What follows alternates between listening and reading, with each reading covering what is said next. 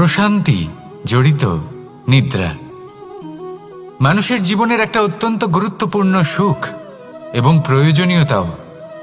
দেখতে গেলে এই সংসারের প্রত্যেক পশু পাখি, প্রত্যেক জীব অবশ্যই নিদ্রা প্রাপ্ত করেন, কিন্তু মানুষ, যার মধ্যে বিচার বিবেচনা করার শক্তি অন্যদের থেকে অনেক বেশি, তার কিন্তু ঘুমের কিছু সমস্যা অবশ্যই হয়। কি বলেন? তাই তো? এবার এর কারণ কি? চিন্তা। এবার চিন্তা আমাদের সবার জীবনে আছে। আমরা সকলে জানি যে চিন্তা কখনো আমাদের সাহায্য করে না, তাও আমাদের জীবনে আছে। কেন? চিন্তার মাধ্যমে কি কখনো কোনো সমস্যার সমাধান হয়েছে? অর্থের চিন্তা করলে কি অর্থ লাভ হয়? ভবিষ্যতের চিন্তা করলে কি ভবিষ্যৎ ঠিক হয়ে যায়? স্বাস্থ্যের চিন্তা করলে কি স্বাস্থ্য নিজে থেকেই ঠিক হয়? হয় না। তাহলে এই সব কিছু থেকে আমাদের একটা ছোট্ট শিক্ষা অবশ্যই লাভ করা উচিত। আপনিও আপনার কাঁধ থেকে চিন্তার এই বোঝা নামিয়ে ফেলুন। আর এই সব ইচ্ছে একত্রিত হয়ে আমাদের মনে চিন্তা উৎপন্ন করে। তাই এই চিন্তাগুলিকে ত্যাগ করুন। প্রকৃতির প্রেমের উপর বিশ্বাস রাখুন। মনে রাখবেন, যিনি চিন্তামুক্ত হবেন তিনি চিতামুক্ত হবেন। সুখের নিদ্রা প্রাপ্ত করুন, আর নিদ্রায় যাবার আগে আমার সাথে ভালোবেসে বলুন, রাধা রাধা। মহাদেব, সেই দেবতা যিনি মহান, যাকে দেবতাদের দেবতা বলা হয়, যিনি হলেন আমার আরাধ্য। কখনো আপনার মনে এই প্রশ্ন এসেছে যে শিবকেই কেন মহাদেব বলা হয়, অন্য কোনো দেবতাকে কেন বলা হয় না? সেই কারণ মহাদেবের মধ্যে, ওনার মধ্যে এমন এক বিশেষ গুণ রয়েছে যা অন্য কারণ নেই। তা হলো নিঃস্বার্থ হয়ে মানুষের সেবা করা।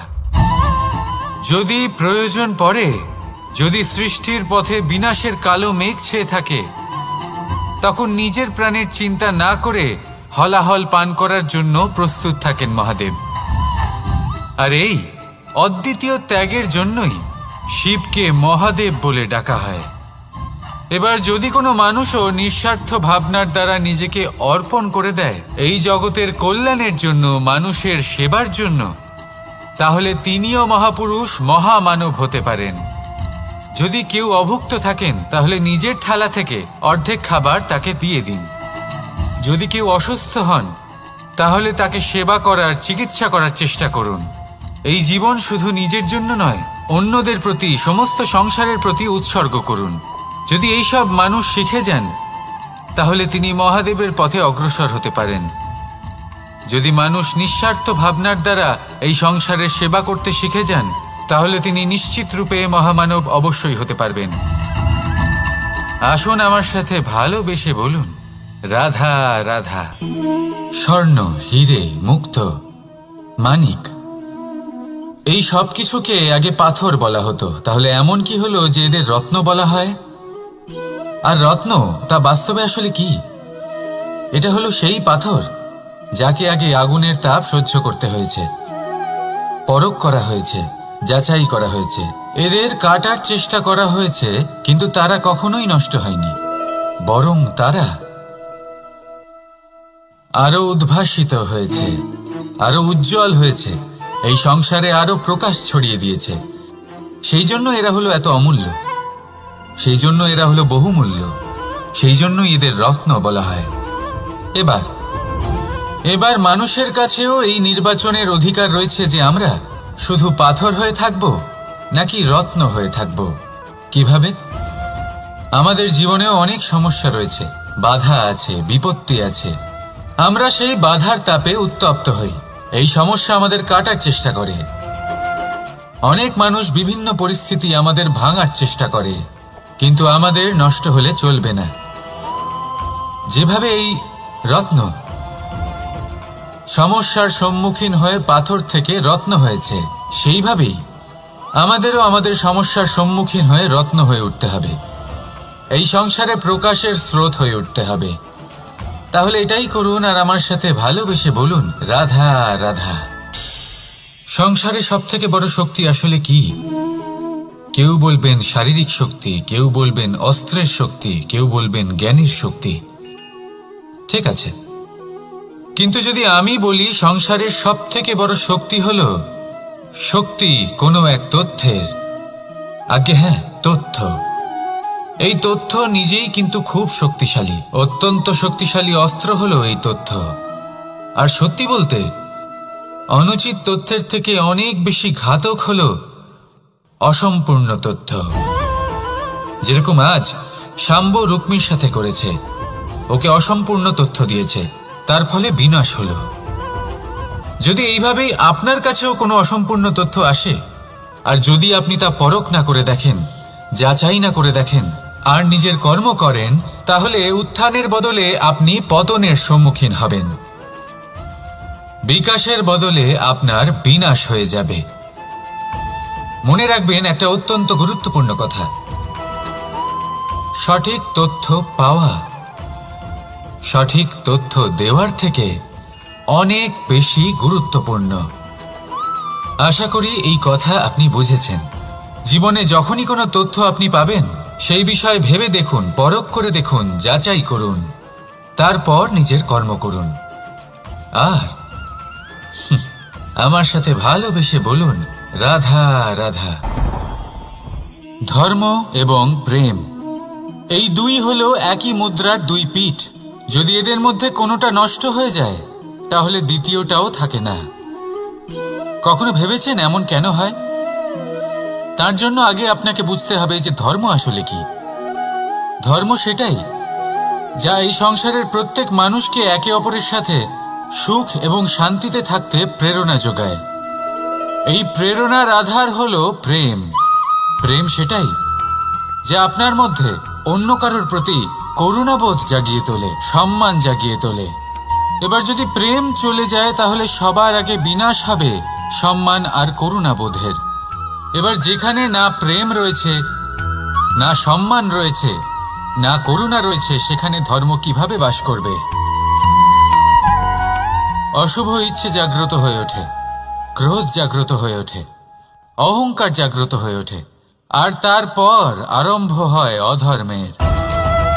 তাই যা যা ভাবনা আপনার অন্তরে প্রবেশ করছে, করতে দিন, কিন্তু যাই হোক না কেন, এই প্রেমকে নিজের থেকে দূরে যেতে দেবেন না।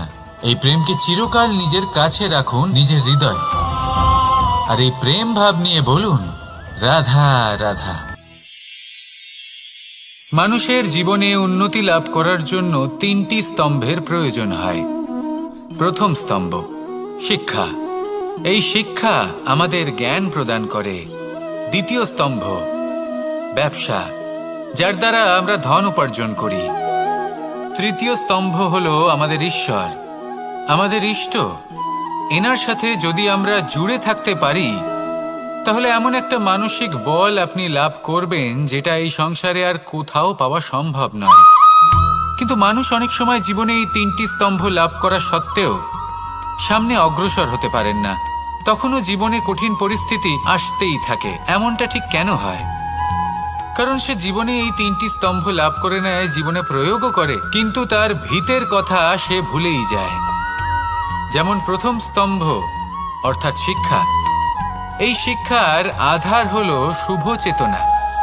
যদি অন্তরে শুভ চেতনা না থাকে, তাহলে এই শিক্ষার কোনো গুরুত্ব থাকে না। দ্বিতীয় স্তম্ভ ব্যবসা।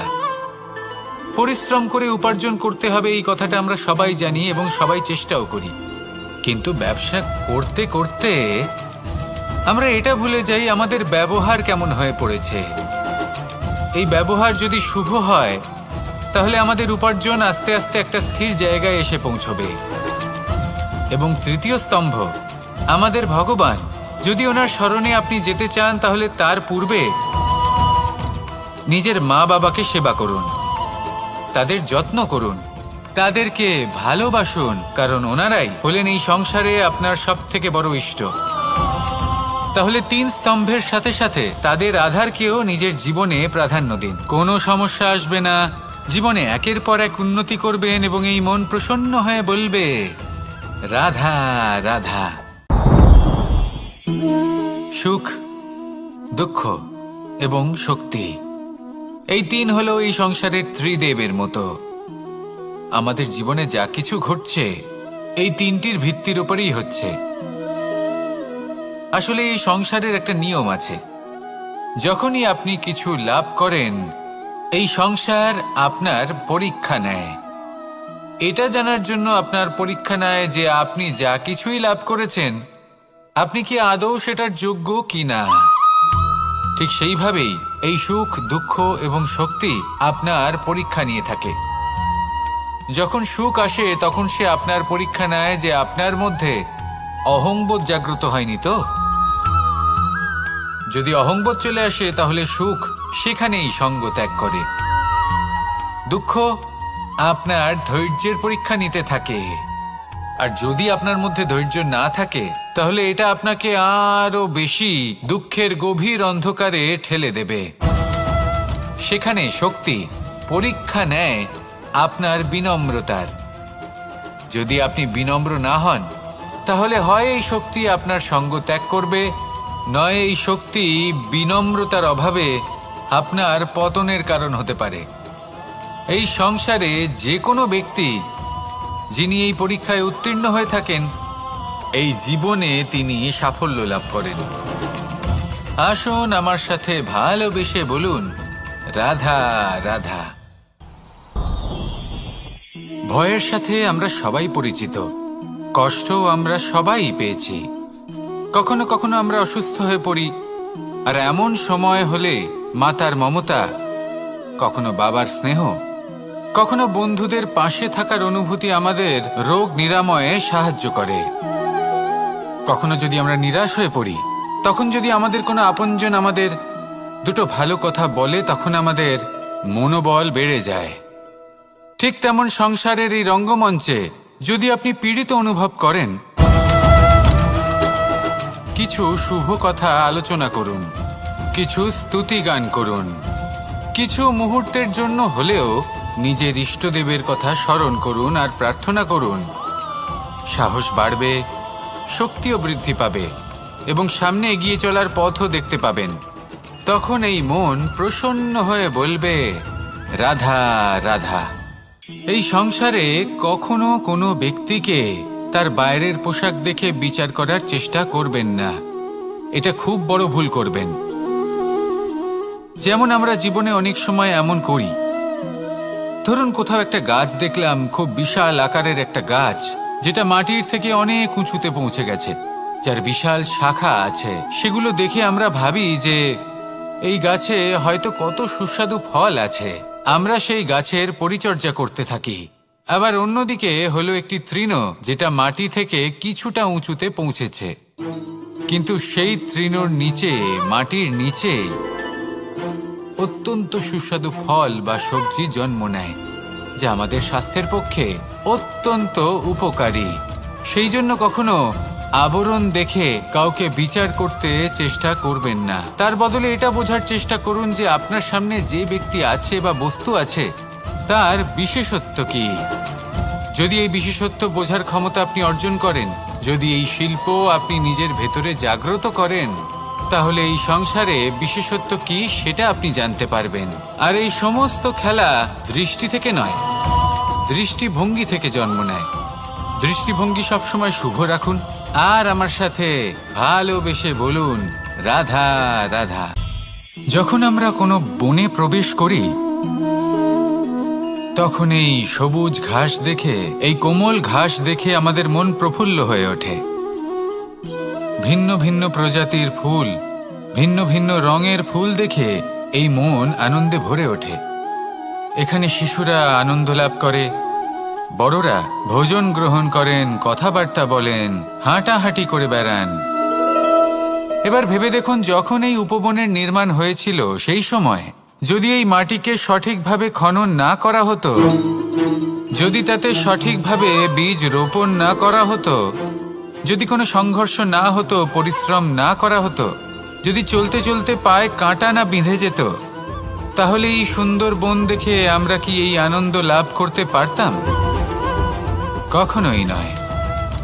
ধরুন কোনো নদীর তটে সুন্দর একটি বন আছে, সেই বনের আনন্দ লাভ করতে গেলে আপনাকে সেই নদী পার করতেই হবে। যদি সুখের নদীর কাছে পৌঁছতে চান তাহলে তটে যে কাঁটা রয়েছে সেগুলোর সাথে সংঘর্ষ করতেই হবে। এই সংসারে যদি আপনি সুখ লাভ করতে চান তাহলে সুখ লাভের এই যাত্রা শুরু করতে হবে সংঘর্ষ দ্বারা। তাহলে সংঘর্ষকে স্বাগত জানান, এর পেছনেই সুখ রয়েছে যা আপনার জন্য অপেক্ষা করছে। এবার হাসুন আর আমার সাথে ভালোবেসে বলুন, রাধা রাধা। সংসারে আমাদের জীবনের সবথেকে বড় দোষ কি আপনি জানেন? কেউ বলবেন লোভ, কেউ বলবেন লালসা, কেউ বলবেন অসত্য। দেখুন, দুঃখের মূল কারণ হলো পরিশ্রম না করা। কিছু মানুষ ভাবেন যে আমি জীবনে কোনো পরিশ্রম করব না, অথচ আমি সবকিছু প্রাপ্ত করতে চাই। আর এমন এক কারণের জন্যই দূতের মতো খেলা আমাদের জীবনে প্রবেশ করার সুযোগ পায়। দূত, এই দূত আসলে কি? দূত অর্থাৎ কোনো পরিশ্রম ছাড়াই অন্য কেউ পরিশ্রম করে যা অর্জন করেছেন, যে সুখ সুবিধা অর্জন করেছেন, তা নিজের জন্য শুধুমাত্র একটা খেলার মাধ্যমে নিজের করে নেবার ইচ্ছে। আর এই ইচ্ছে অত্যন্ত বিনাশকারী হতে পারে। এই ইচ্ছে যদি আপনার বিবেক, আপনার মন, আপনার চেতনা, আপনার ভাবনা প্রবাহিত করে ফেলে, তারপরে আপনি চেষ্টা করতে শুরু করে দেবেন, আর সেইখান থেকেই আপনার পতন শুরু হবে। এই চেষ্টা করবেন যে অন্য কারোর জীবনের সমস্ত ধন, তার সমস্ত জীবন সম্পূর্ণভাবে নিজের করে নেওয়ার। কারণ প্রথমে আশা জাগ্রত হয়, আর এই আশা হতাশায় পরিণত হতে সময় লাগে না। এই হতাশা কুণ্ঠায় পরিণত হতে সময় লাগে না, কুণ্ঠা লোভে পরিণত হতে সময় লাগে না, আর এই লোভ প্রতিশোধ স্পৃহাতে পরিণত হতে সময় লাগে না। আর যখন এই সব কিছু হয়, আপনি দুষ্ট হয়ে যান। আর সবাই জানেন যে প্রত্যেক দুষ্ট ব্যক্তির পতন হলো অবশ্যম্ভাবী।